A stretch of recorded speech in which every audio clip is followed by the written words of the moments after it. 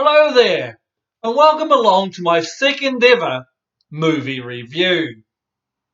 In my first review, I called the movie Ant-Man a load of rubbish, whereas in fact, it's a steaming pile of shite.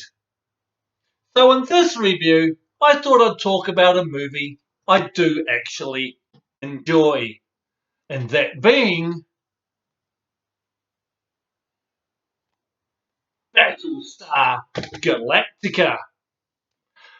Now, this isn't like the 70s Battlestar Galactica, where they came across all these weird and wonderful aliens on their way to find a new home.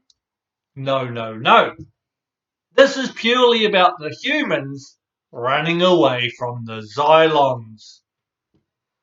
And this came about because Edward James Olmos, who played Admiral Adama, he said, if we come across any aliens, I'm going to fall over on screen and you're going to have to find a way to kill me off.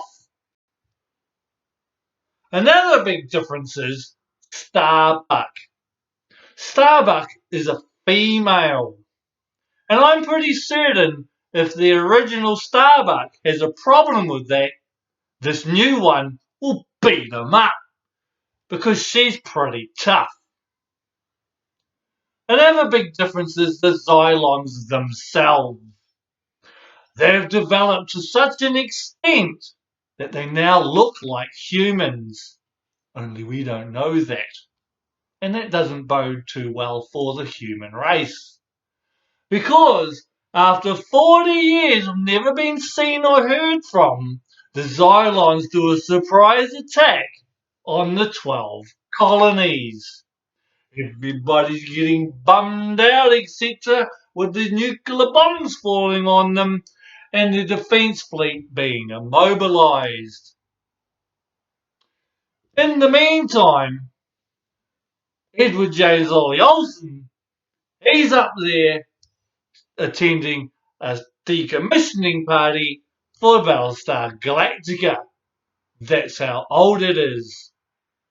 Everybody's having a good time until they learn about the attack, and then they get pretty bummed out about it.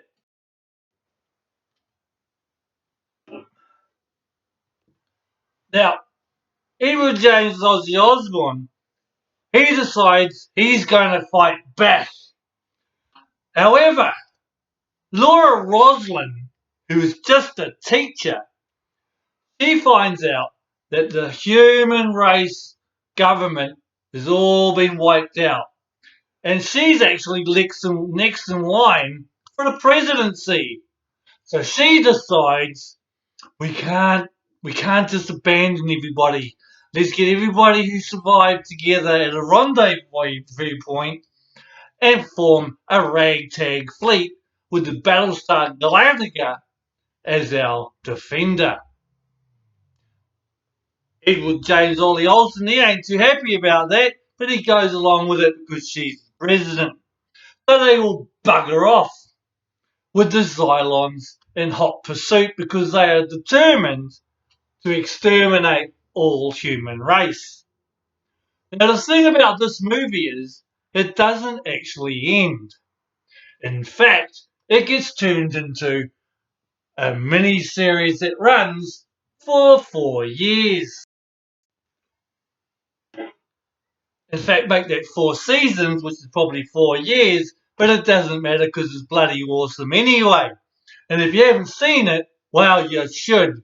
Because, in fact, believe it or not, the first ever pilot episode for the miniseries was called the greatest ever pilot show for any sci-fi miniseries. That's how cool Battlestar Galactica is.